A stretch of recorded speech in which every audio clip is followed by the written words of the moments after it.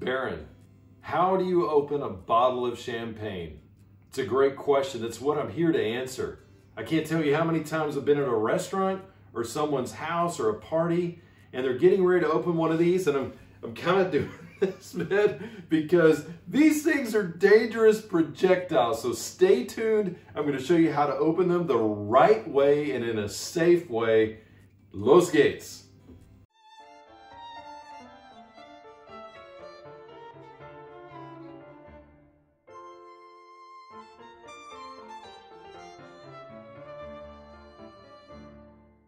Hey guys, it's Barron Belts, the Wine Missionary.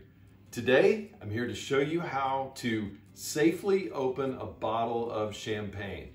So it's super easy. It's really not that complicated, but the main thing that you need to keep in mind is that this bottle is under tremendous pressure from the inside, and that what is inside wants desperately to get outside, all right? We've all seen the parties where they're shaking the bottle of champagne and it's flying all over the place. Well, that's fine for those people that have tons of money to be able to pour out really good champagne all over the floor.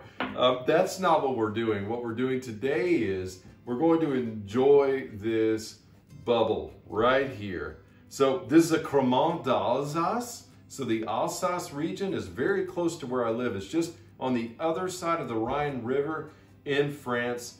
That's what we'll be opening today, but the closure is exactly the same as what you'll find with champagne and many other sparkling wines. So the main thing to keep in mind is that this cork inside of this bottle, once it is uncaged, it literally becomes a dangerous projectile. That's what we don't want. That's when the whole, hey kid, you'll shoot your eye out thing, that's pretty much what's happening here. So the first thing you're going to look for on the champagne bottle is towards the top on the capsule, and what you'll find is that there is almost always going to be a little perforation right here along the bottom. So in other words, it's giving you an easy way to be able to tear this thing across, just like you had notebook paper and you were just tearing the perforated pages, right? So in this case, we actually have two different spaces where this perforation is going to happen. So you're literally just going to get your fingernail just up under this area, and then you're going to just begin taking apart. So the key is not to make this look cool or beautiful, it's just to take it off, all right? So I'm gonna go ahead and start getting my finger underneath here. Now, what you're going to see immediately is as soon as I put my fingernail right underneath there, do you see that? How it's folded over? So now all I have to do is just begin to tear. And look at how easy this is. It's because it's perforated. Wow, wasn't that easy? Not so complicated, right? Toss that aside, you don't need that anymore. Now you may have a little piece like I do here that's just kind of a leftover, so I'm just going to go ahead and remove that as well. The next step that we have is to find the cage. So this entire piece, this is the cork that's underneath. I think you can see the cork, but this is the cage that is over the top. This is the cage that is literally with wire. It is held down below this lip of the champagne bottle. This is because this thing, again, is under tremendous pressure. This cork wants to fly out of here as hard and fast as it can, but we're not going to allow that, all right? So you see the little key here, this twisted key.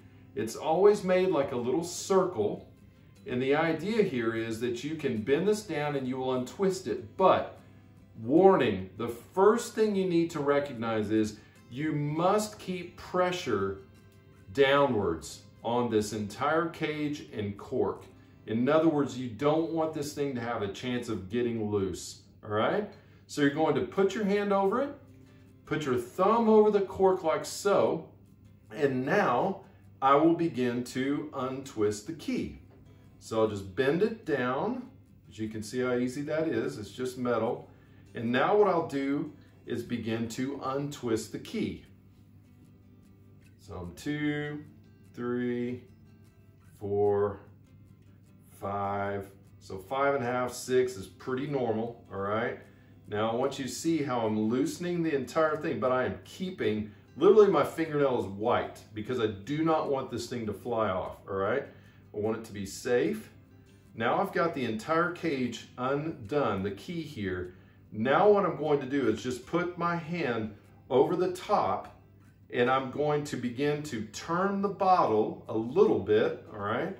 And this cage and the cork will begin to loosen up, and it really wants to shoot again because it's under so much pressure. So I like to put the bottle on the table as I make this transition here, okay? So notice how I am not letting go of this cork or the cage at all. I'm keeping total pressure as I switch because I'm right-handed. I have more control, more power here. Now I'm going to take the bottle in my other hand, and now I will just begin to turn the bottle a little bit as if I'm untwisting a screw cap, that is. Now this thing will begin to come out on its own, so you really don't need to do much, but keep downward pressure with this hand so that it doesn't explode. I know it's fun to hear that, so it's coming out on its own, guys. As you can see, I've only turned the bottle just a little bit, and the pressure wants to come out all on its own. Wow, look at how easy that is. It just literally begins coming out on its own as I twist the bottle just ever so slightly and slowly from the bottom. But have you ever noticed how the champagne cork is it looks like a mushroom, so it literally is mushroomed out. It's because that's how much pressure this cork is under. Literally, this would just be flat edges, like a straight cork normally.